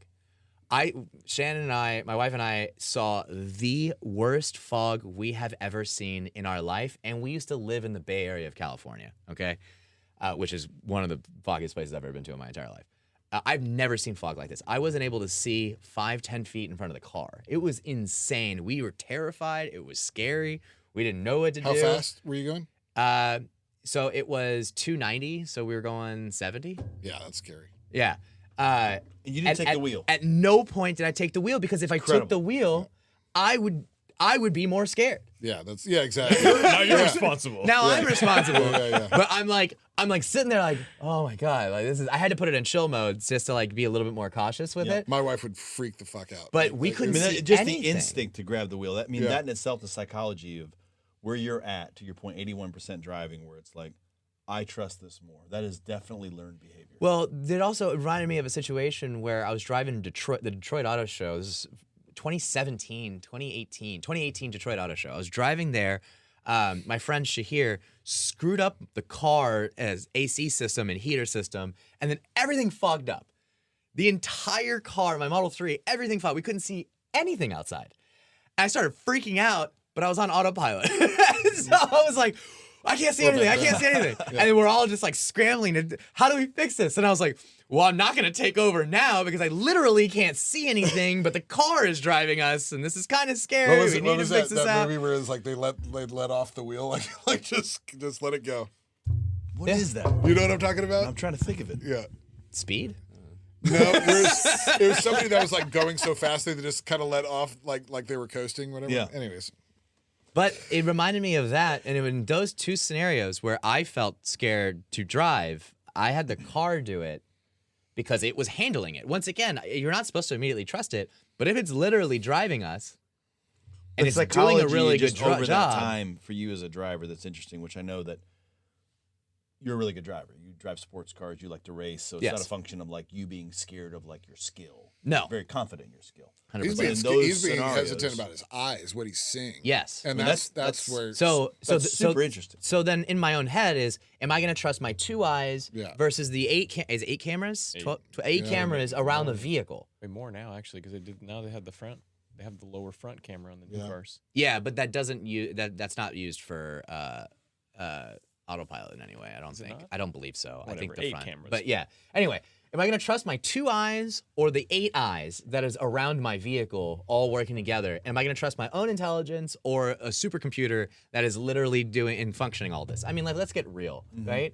I consider myself a very smart person. I definitely am a very amazing driver, especially in more crazy situations. Very humble. But this is, but this is not, this is not one of those scenarios, right? It's like, it doesn't matter about what I think about myself. It's still not better than this. And I'm watching it, and it's occurring, and it's happening. And it's like, am I going to take over, or am I going to let it go? And letting it go was the safer move. So I have a question, and that's as a follow up to your question, asking a question with a question, or answering a question with a question. Has there ever been a scenario in which the weather got so bad that you had to slow down or pull over and just like wait it out? 100%. And I think that's kind of the same concept in a sense. If it's to the extent where like you wouldn't even feel comfortable going through it, maybe the system's working, maybe not. It tells you whether or not it's available at any given time. And it'll give you the warning too, like, hey, poor weather detected. Yeah, it autopilot features may degrade, right? And so that's just your cue to be like, oh, okay, be hyper attentive. And if you do need to pull over at some point, guys, I drove through a tornado one time. I didn't even fucking know it. Why did I do that? I don't know why I did that. I thought it was fine. And it turns out I drove through a freaking tornado like the whole time. Model Y held up fantastic, by the way. So like if anybody asks, like, is it tornado proof? It is. Yeah. It works. Yeah. It's really good. Yeah. Well, actually, Shannon said the same thing about the Cybertruck when we were driving to New Orleans because we were seeing like really heavy clouds that were funneling. Probably drove and she through goes, a few. she's like, to be honest, if there's a tornado, we're probably okay. Probably okay, yeah. And was like, yeah. Probably okay. What about snow? What about snow and ice? Okay, so I've had a lot of really crazy situations recently because I was just in Chicago like last week or 2 weeks ago. It's like there was snow in And New there Orleans. it was it snowed 8-9 inches in a day, and we were driving around while during the blizzard was occurring, right? And in a Model Y, because we all own Teslas, right? Her dad has my father-in-law has a Model Y, so he let us borrow the car. So I'm literally driving it, and I haven't driven in snow in a few years because I haven't lived in Chicago for a few years. But it snowed 8-9 inches. That like as we were driving through it. I did not use autopilot. I just want to be very clear in that scenario. But we were also everyone was driving. If you live in Chicago, you know what I'm talking about. You're driving 20 miles an hour on Lakeshore Drive, and everyone is. Everyone's driving 15, 20 miles an hour because it's coming Sketchy, man. down, It's right? I mean, it's coming down. You're slipping all over the place. Every once in a while, you just get a huge amount of snow, like a cluster of ice that just like lands on your car. Yep. I mean, like in that scenario, I'm not using autopilot. I'm barely trusting myself. I'm driving Why are you on the very roads, slow. man? Like literally, why are Most you people on shouldn't be on the road? roads. We had to be on the road. I had to go do something. It was like more of I had no choice. But if we had a choice in the matter, the moment we got done, we stopped, and like every Chicagoan knows, you get into a bar, you drink until it's all over. I like that. And actually, and this highlights an interesting limitation of the system that has to be solved for at some point, right? Avoiding obstacles in the middle of the road, as an Does it now. example. Does it now. Potholes. It does it now. See on 14. Yeah, 14.2. It does it really See, I'm well. still on 12.6 on the model because I haven't gotten 14.2, but that's been a big issue for me. And like as an example, with icy conditions, right? Whether or not it can actually distinguish between, there's a patch of black ice there, navigate around it. Most recently, that I thought was amazing. One of the things it did not do in the past was, hey, person in the adjacent lane is putting their blinker on, they're about to cut me off and get over, and I'm just going steady speed like an asshole. Now it seems to actually gauge what that person's intention is and then respond accordingly. So it'll let off a little bit, let that person go through, and the visualization's going to give you that cue now where it actually knows when a car has its brake lights on, when it has its indicator on. So the system's getting to that AI point where interpretation. It's not just software in terms of the version you're in. It's live, intuitive. It's a live AI feed. interpretation. Yeah, so at no yeah. point you're never confused about what is the car is the car seeing everything? It's literally showing you what it sees. So at any point, if that is different than reality, then you know something is wrong. But it is creating a whole visualization display right in front of you. I have it set to when I turn autopilot, it takes over the entire screen. I don't even care about the nav anymore because that doesn't matter to me. I'm not driving, and I care more about seeing what the car is seeing than what. It's a different experience because you're pilot. You're instrument driving, right? You're interpreting data. You're instrument driving versus actually intuitively navigating through the road. My buddy who is a pilot has a Cybertruck and uses FSD all the time. So he's super lazy. Autopilot flying at work. Doesn't home. doesn't do literally anything. eats. He living the life. Sits inside transportation pods. He's got tubes. Yeah. Tubes of food.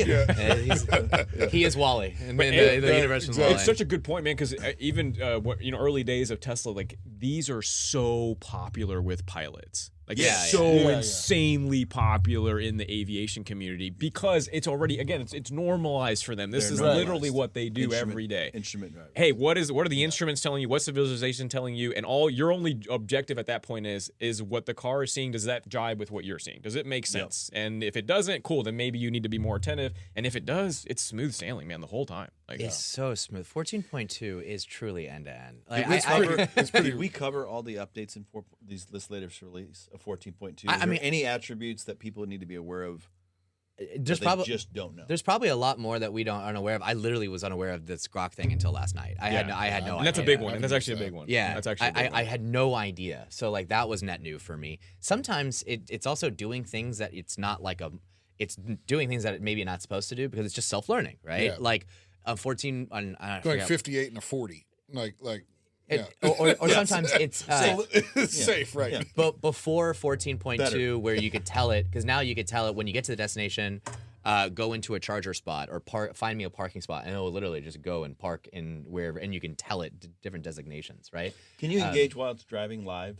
People probably have an interpretations like once I set the GPS in my nav, I can't like change it because it's, while you're driving, you can't make any changes. Oh, no. Yeah, you can do everything. You can make changes in absolutely. real time. Yeah. In fact, it's brought up earlier, and it's happened to me a couple times. If you are on autopilot or FSD, like make sure you are navigating somewhere, because if not, it'll just keep driving. You'll just keep driving to infinity. Yeah, it'll just I sometimes like to raw dog it though. Like if you just go Where's like, it going to take? I just kind of like hit the left and right. You know, just be like, let's see where we let's drive it like it's Spy Hunter or something. You know? It does learn certain things. Like I don't have to have my destination. So my normal thing is, and I don't know if any other Tesla owners do this, but on your phone, Google Maps, you get your destination, you could share it to your phone. So when you get in your car, it's already there.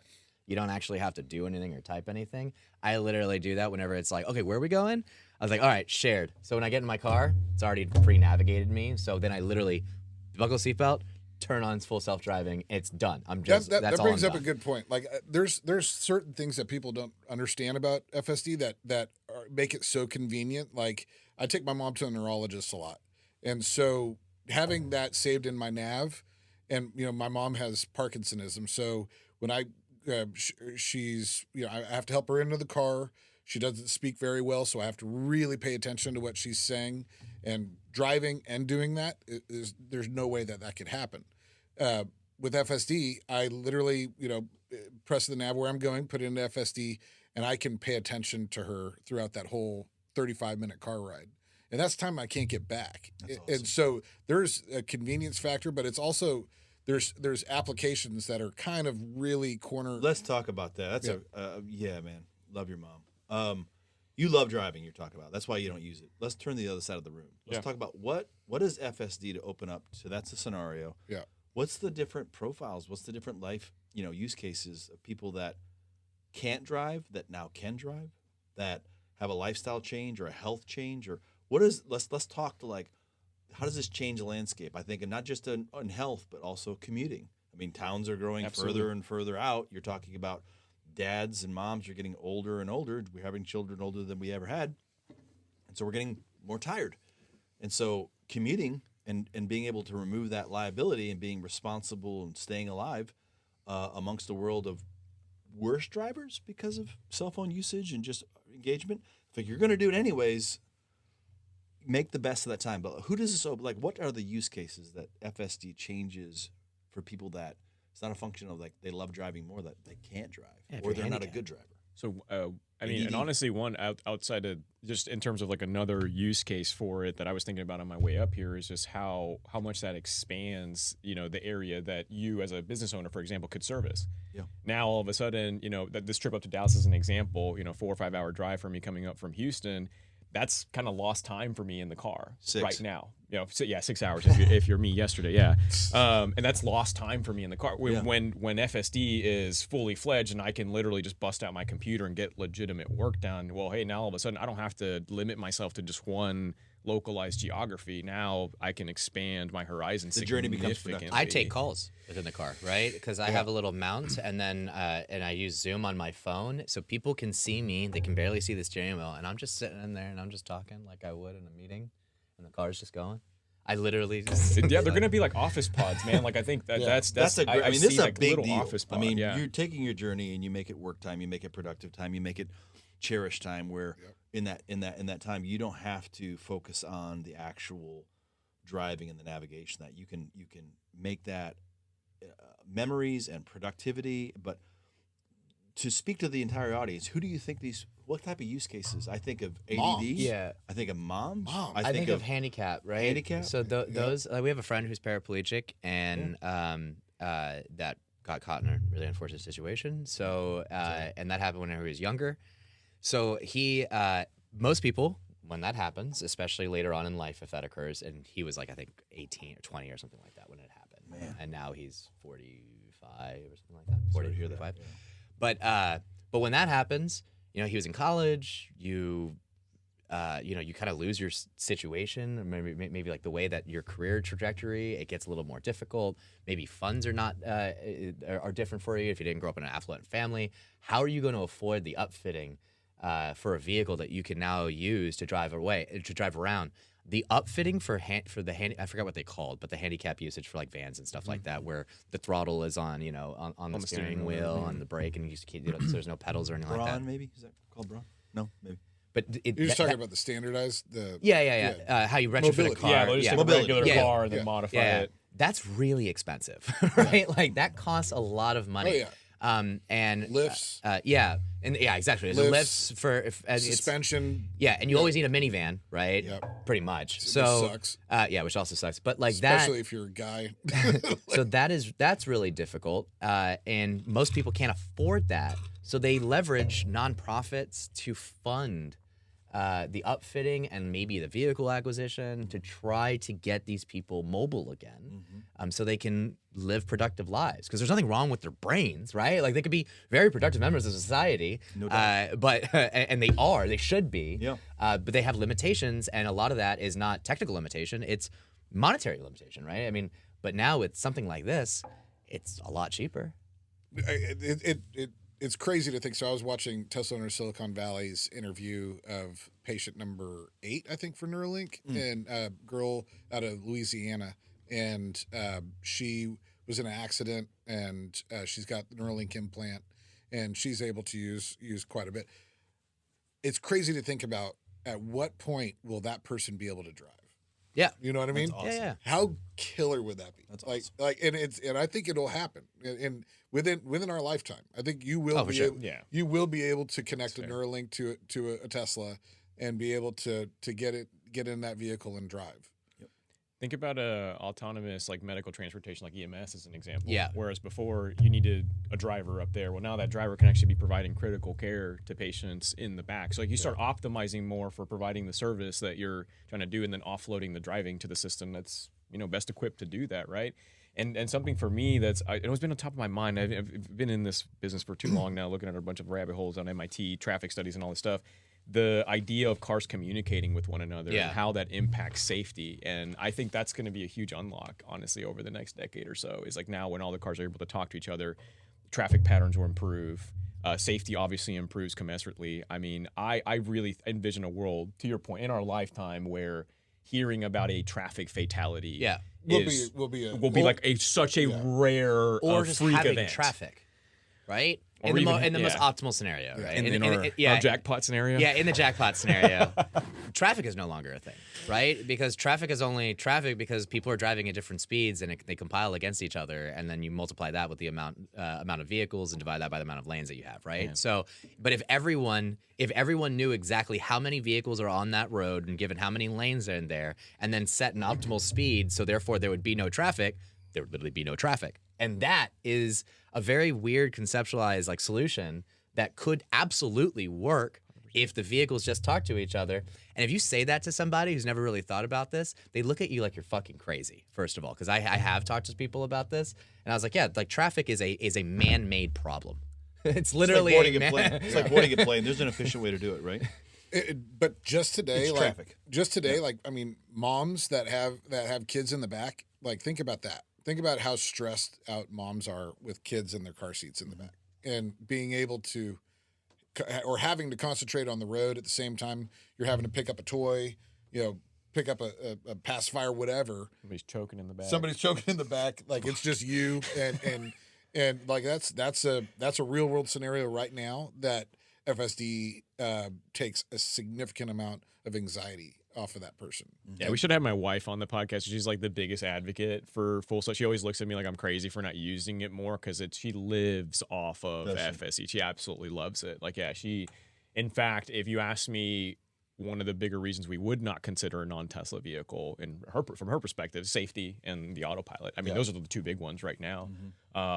That's why I'm hopeful and optimistic they do license the technology, because I would love to have like a fully autonomous Optionality. Another Scout. car. Exactly, something else to try out, knowing that it's backed by the best technology that's out there right now. Scout said anything about FSD in their vehicles? No. Or any announcements? No, not at all. Zero. So this is also what stops me, right? Like I would love to go buy other cars as my daily driver, right? I don't want to just own Teslas. Then you think about the stress. But then I was like, well, like I'm literally, and up until 14.2, I didn't know percentage-wise how much of my distance is being covered with me not driving it. Yeah. So now I can confidently say, mathematically, 81% of my driving, I'm not driving the car. Which is so, insane. So it's Yeah, like, it's crazy. so if That I is. have to go buy, but if I go buy I will only daily drive EVs because it's better, it's more reliable, it's cleaner, it's easier, it's just smoother.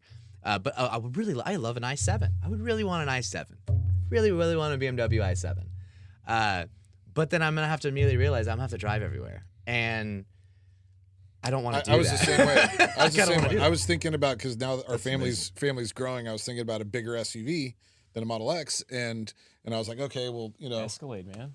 Hell no. Escalade, dude. Like, Escalade IQ. hell man. no. No autopilot though. It's no, like- that's exactly what I thought about. I thought about a road trip in that, and thinking to myself, that's They have the Super Cruise, right? yeah, but it's not. It's not the same. It's not the same. Yeah, it takes a while to engage. You It's- can't just do it every single. It can't be 81% of your driving. That's for sure. No. It'll be maybe 20%. Yeah. Right. It seems more restrictive too in terms It's of way like, more how restrictive you of can use it, where when you can use it, when you can use it, where you can use it, and how you can That use it. freaking like weird like how Yeah, looking yeah, yeah. red light that's just staring at you. the whole Yeah. fucking It's- time. So there's a lot of restrictions, and you can't just use it everywhere. Is there any right? restrictions currently in footprint that like it's just not programmed? You can't drive from Vegas to Yeah, St. yeah, yeah. George. Oh, yeah, yeah. You There's know, there's is there there are any service restrictions? areas that are not. Yeah, yeah. supported. So Like non-highways, right? If it's not on a highway, if you're on like a country road, no, Yeah. you can't use it at all.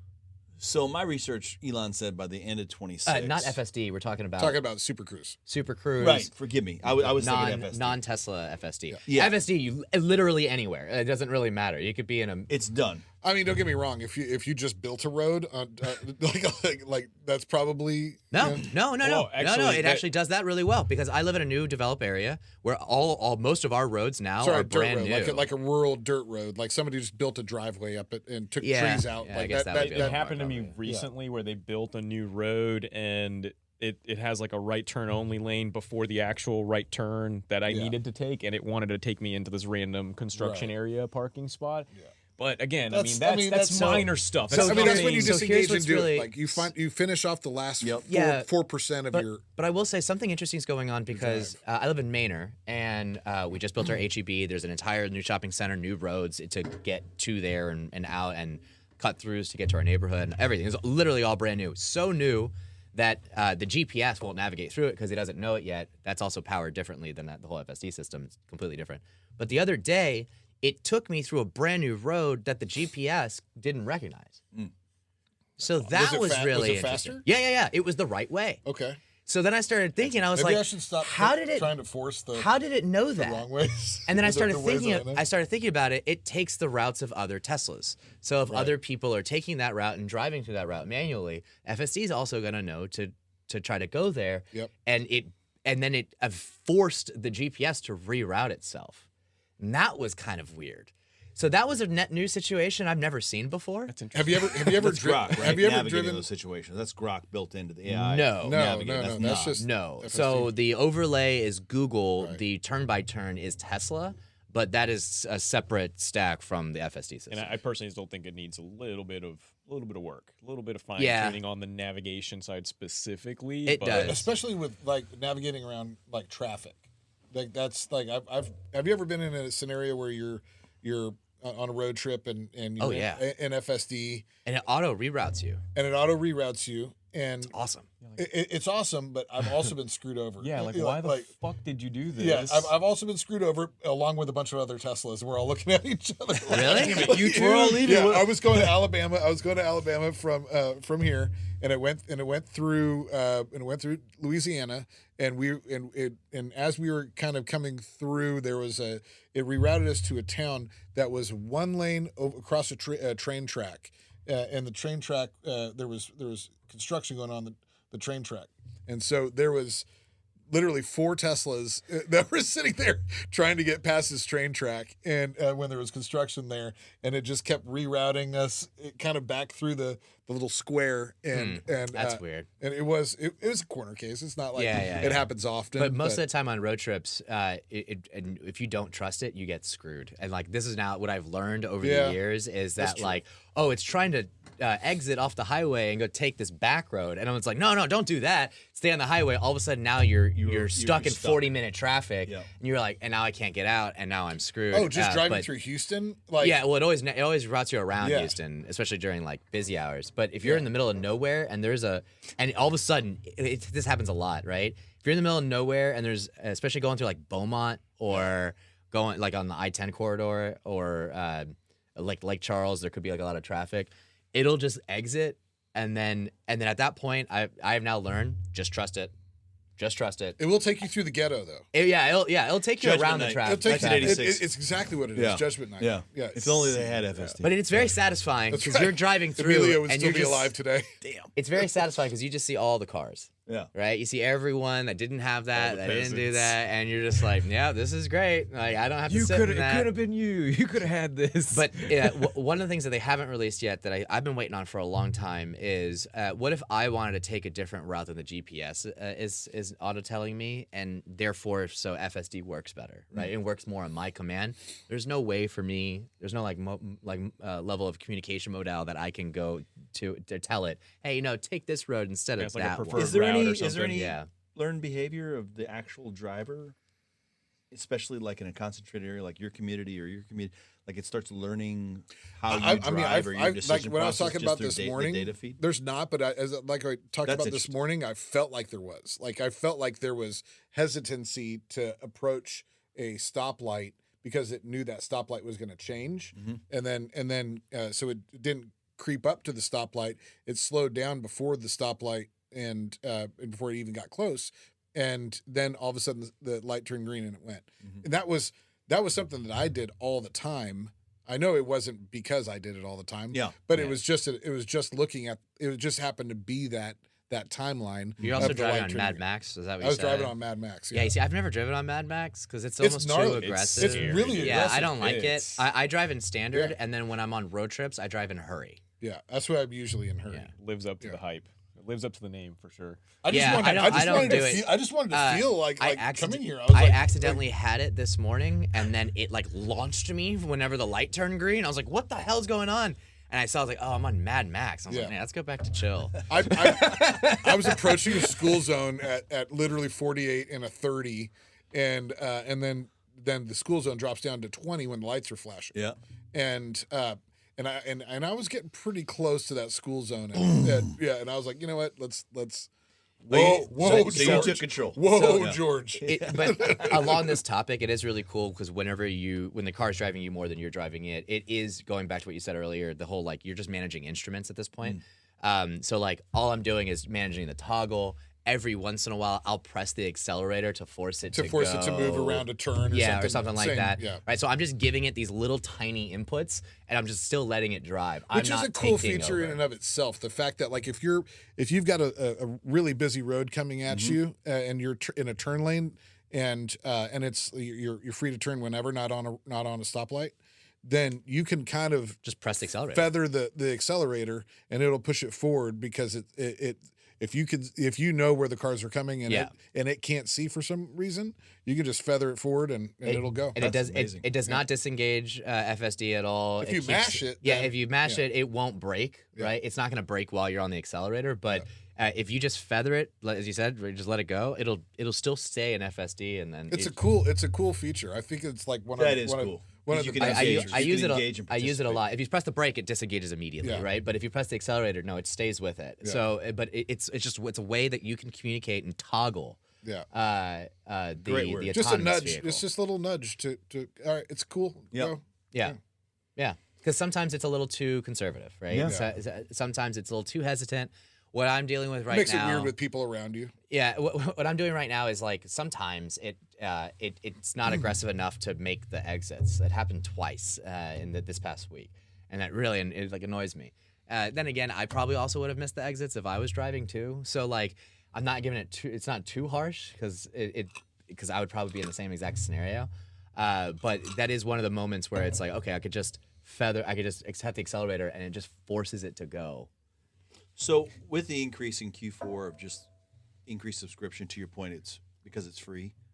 But do you think that Is it free? I didn't know that. They're free. There It's was free. a It's certain- They're free. giving incentives out for a couple months yeah, free for a of couple FSD with all the months, new purchases. Gotcha. And then, and I there's- don't subscribe to it. I have it. Yeah, Yeah. I so have don't on my even Model know. X's. I got it. And they're So still it's- allowing transfers, right? From like if you Yeah. have FSD and you're trading it in, Yep. they're allowing you to transfer that full, which they just kind of they're throwing little things out there like the UI on the Model X screen is improved a little bit to where it shows your car and provides a little bit of ownership. Kind of.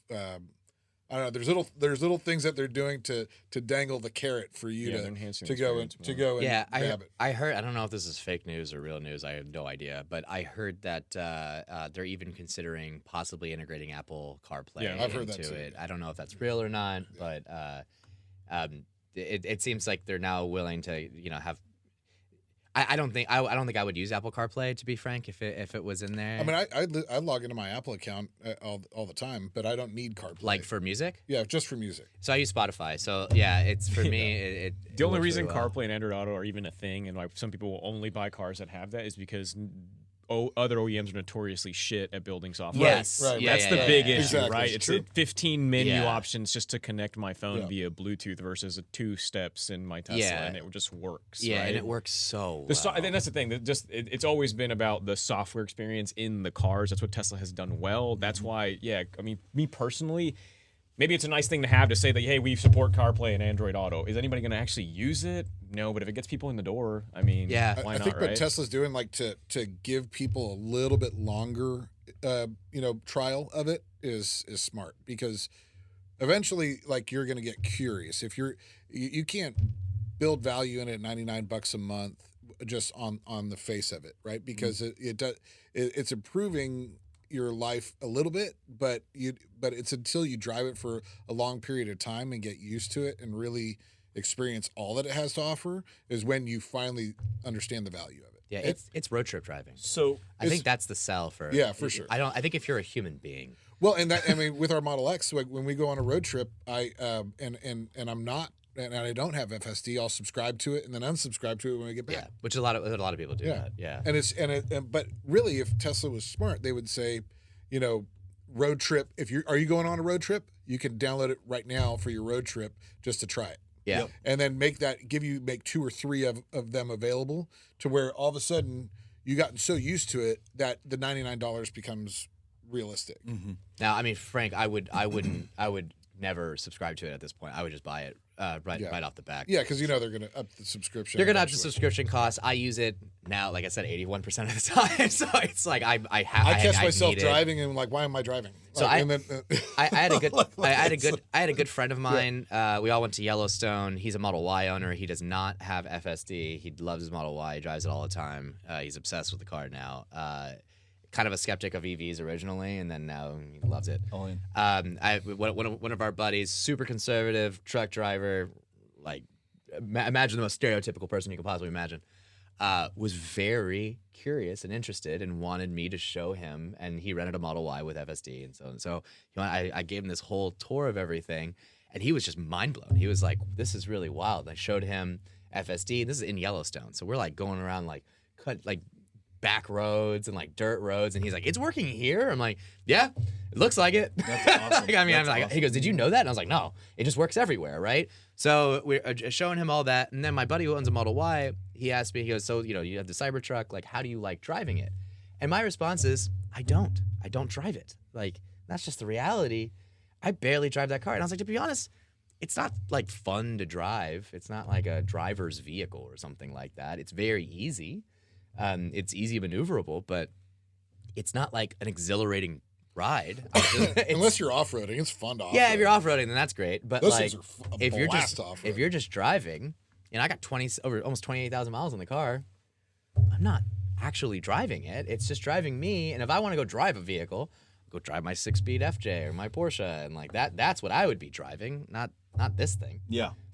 So as we close and wrap round robin to all these new, this surge, these adopters about FSD, let's go round robin. What is one attribute of FSD that you encourage these new adopters that are checking out the subscription, Tesla owners, to try? Let's go round robin. Give them one feature they should look at. I would just put it in hurry and let her rip. I mean that's just immerse yourself into it and trust it for more than 10 minutes.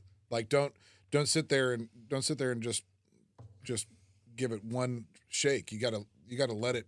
You use it the entire trial and see if you like it. And at that point, then have your opinion on whether or not it's worth money. Try it out in traffic.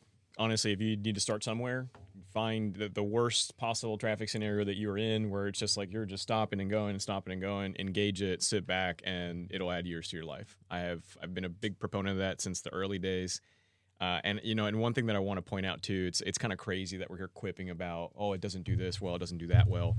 This is to the point where it's like magic, man. Like the fact that our cars are even capable of doing this at this level, the fact that, I mean, you really are getting the most out of your money over there at 81%, which is amazing. I think I want to be clear about that. Like, obviously we're critiquing a lot of this stuff. We're in this every single day, but I want to highlight the fact that at the end of the day, this is as close to that quote of like any sufficiently advanced technology is indistinguishable from magic. We are pretty much there with this. Yeah. And it's just a matter of time. Try it out in traffic, try it out on your longer drives, and come back to us and tell us if that did not radically change your entire view on that whole experience of technology and where it goes from here. Because again, this is going to be the worst version of it that we will see. What you see today will be the worst version of it. It only gets better from here, as we've seen over the past couple of years. Very quickly, right? For me, if someone had 1 month, first week, highway only. Yeah. Go on chill. Just do highway only. You don't got to stress it if you don't want to. Let the vehicle build the trust with you. First week, highway only. Week number 2, at that point, you're going to, and use it as much as possible, right? Like use it as much as possible. Anytime you're on the highway, when you're on the on-ramp, turn it on. Try to get more aggressive and more aggressive and more aggressive with it about when you turn it on, right? And also when do you turn it off? Week number 2, let it go around city streets. Let it take turns, stop lights, stop signs, stuff like that. Week 3, in your driveway, before you even put it into gear, buckle your seatbelt, press it, let it go until it's the very, very, very end. And then think about what percentage of that individual drive did I actually do. Great points. Do you Great points, guys. Thanks. Sorry, one more thing. No, please. So with that, like people will have varying degrees of use, right? Like you use significantly. People will have varying degrees of FSD use. Determining what that degree is important. Yeah. For you, like if all of a sudden you love it and you're 81% like Mo, then that's obviously a win. But if you're 40%, that's also a win. Sure. Like if it's just on highways where you feel confident with it, that's okay too. Yeah. You don't have to full send it on the entire thing to adopt. Great point. And if you at any point in the past you had a negative experience or interaction with it, I have a friend's wife where I brought a Beta Model X in California and using autopilot at that time, which I think it was still AP1 on the original. Was it? It was Model X ever? Yeah, the very first the very, very first. I think was still AP1. So I was telling him to do things that really wasn't supposed to do, like driving around Golden Gate Park, right, where there was a bunch of cars parked and trying to. And it was one scary thing happened, and she freaked out. And then now they have a Model 3, and she'll never use it, right? Like ever, because of that one situation that occurred in 2016. So if that happens to anybody who's listening in, if you got a computer virus in 1998, have you never used a computer since then? Great point, man. Yeah. So you're saying as a result, especially with this new update, try it out again. Understand that technology advances way faster than your feelings about it, right? I mean, so like. 2016 is obviously like that. I mean, that stuff doesn't even exist anymore. Yep. Once again, if you got a computer virus in 1998, I'm assuming you've used a computer since then, or did that scar you forever and you're still living in whatever cave that you're coming out of? Yep. Well, guys, appreciate it. KJ, Dan, Milan, I'm Guy. Really appreciate you stopping by. If you like what you hear, and this is episode 2, we're going to be doing this once per month. Please like and subscribe. Any comments of topics that you want to see us get raw in and dig into, please leave comments. Thanks for stopping by. We really appreciate it. Had a great time. Good discussion, guys. Thank you.